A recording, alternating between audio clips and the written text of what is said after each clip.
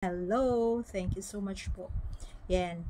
Ang pag-usapan po natin yung mayroon kasing hindi ko alam, basher ba siya or fans ba talaga siya ng Aldab. Nag-send sa akin ng videos, dalawang videos.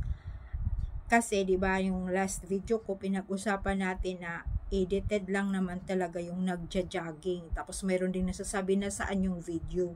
Hindi po natin maipopost sa channel kung anong video na yun. Dahil magiging copyright po tayo. Bawal po yun na kumukuha ka ng mga videos tapos ipopost mo sa hindi mo naman video yun sarili. So, copyright ka.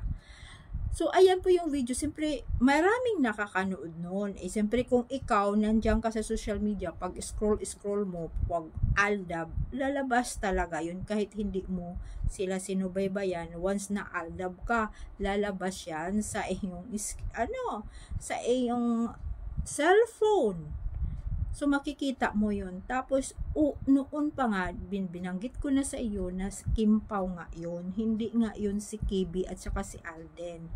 Kim Pao yun. Bago yan inilabas ng mga sarswilistas, ng Aldab.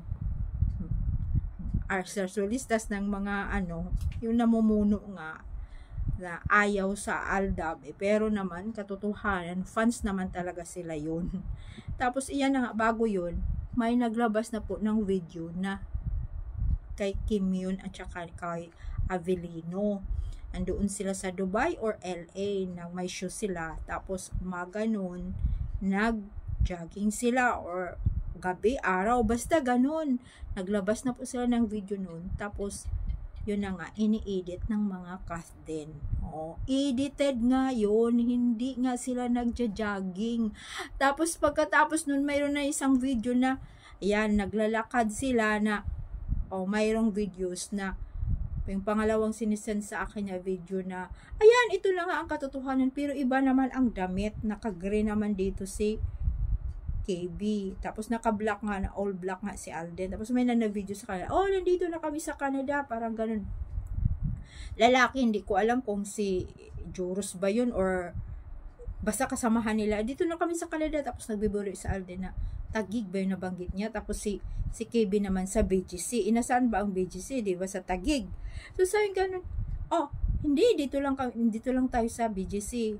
Dahil yan na nga sinagot na inano nga nila, tinataliwas nga nila nilang dalawa ni Alden yung pagkasabi noong nag-video sa kanila na nandito na kami sa Canada. Sinabing hindi, dito lang kami sa BGC.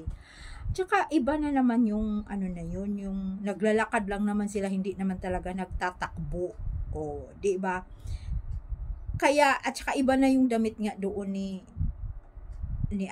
KB.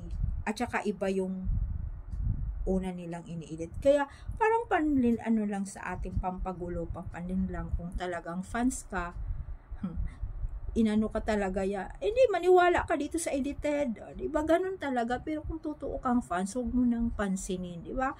Pwede mo namang titingnan, pero malalaman mo, ito na naman, wala naman talagang katotohanan na may relasyon sila dyan lang nga sa pelikula na yan. At sabi din, mayroon din nagsasabing nababasa ko na nandito na daw si Alden dahil hindi pa daw tapos pag taping ng Pulang Araw.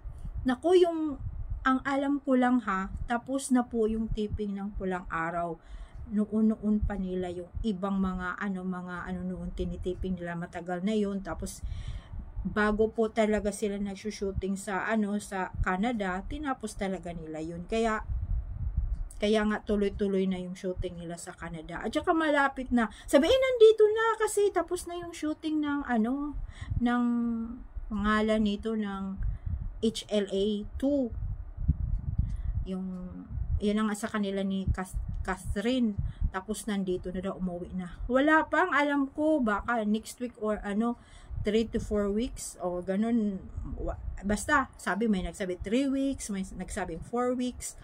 Tingnan na lang natin, darating naman yun kasi nga, ilang buwan na lang, na nga, Ng end of October, so 3 months na lang, papalabas na yung movie na yan. Siyempre, minamadali nila. Pero ang alam ko talaga, hindi pa nakaka-uwi. Andoon pa si Alden sa Canada, nagsushoot pa sila.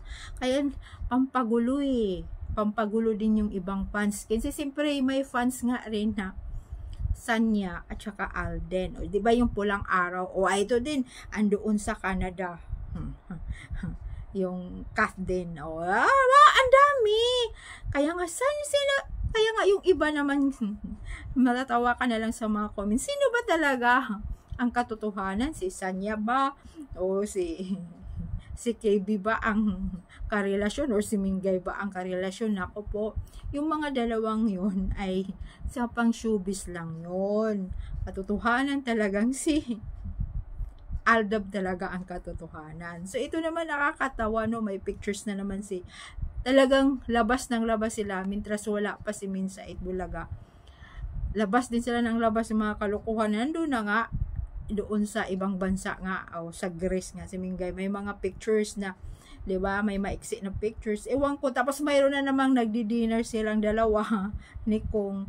Ay nako, ano lang yan, palabas lang din yan, ini-edit lang yan, pero ang katotohanan, si Alden yun. At saka, nako, ewan ko na nahimik si Kong. Wala. Mayroon bang sa si Kong na ngayon? Labas din ang mga pictures. Wala. Pero siyempre, no, nag-aantay din yung mga fans nila, no, para may pag-usapan dahil wala nga rin naman silang araw-araw na kagaya sa Aldab na mayroon talagang hashtag na everyday na yun talaga ang hindi no dot araw-araw na araw-araw trending.